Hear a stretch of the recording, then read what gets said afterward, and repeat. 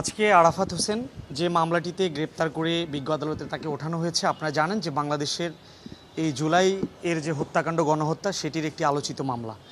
এই মামলায় আসামিকে ওঠানো হয়েছে এবং যে রিমান্ডের দরখাস্ত ছিল সেই 7 দিনের রিমান্ডের দরখাস্তে এটা পরিষ্কার হয়েছে যে এই আসামি যিনি স্নাইপার ইউজ করে এই হত্যাকাণ্ডে সরাসরি জড়িত ছিলেন এবং এই হত্যাকাণ্ডে ঘটানোর পরেই শুধু উনি থেমে থাকেননি।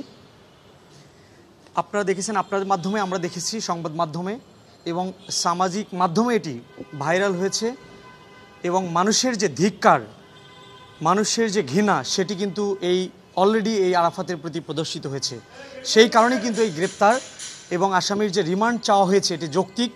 এই আসামি সরাসরি এই হামলা হত্যাকাণ্ডের সঙ্গে জড়িত, যেহেতু জড়িত। এবং আপনার আরও একটি বিষয় আপনাদেরকে জানাবো যে এই মামলায় আজকের আসামি একজন আওয়ামী পরিবারের সন্তান বলে কিন্তু আজকে পুলিশের চাকরি নিয়ে এই ঘটনার সাথে হত্যাকাণ্ডে পুরা আওয়ামী স্টাইলে এই হত্যাকাণ্ডগুলো চালিয়েছে। এই আরাফাতকে বিজ্ঞ আদালতে উপস্থাপন করা হলে আদালত সন্তুষ্ট হয়ে প্রকৃত ঘটনা, রহস্য, উস্কানিদাতা, মদতদাতা এবং এই গণহত্যার পিছনে যারা জড়িত, কিভাবে স্নাইপার ইউজ করা হয়েছিল, বাংলাদেশের ইতিহাসে স্নাইপারের যে ব্যবহার এটি পুলিশ বাহিনীতে এটি একেবারে নিষিদ্ধ এবং এরকম আমরা কখনোই পূর্বে দেখিনি।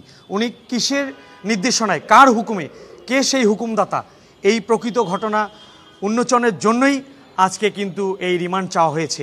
যেহেতু বিজ্ঞ আদালত সন্তুষ্ট হয়েছেন প্রকৃত ঘটনার জন্য, বিজ্ঞ আদালত বক্তব্য এবং শুনানি অন্তে সন্তুষ্ট সাপেক্ষে 3 দিনের রিমান্ড মঞ্জুর করেছেন।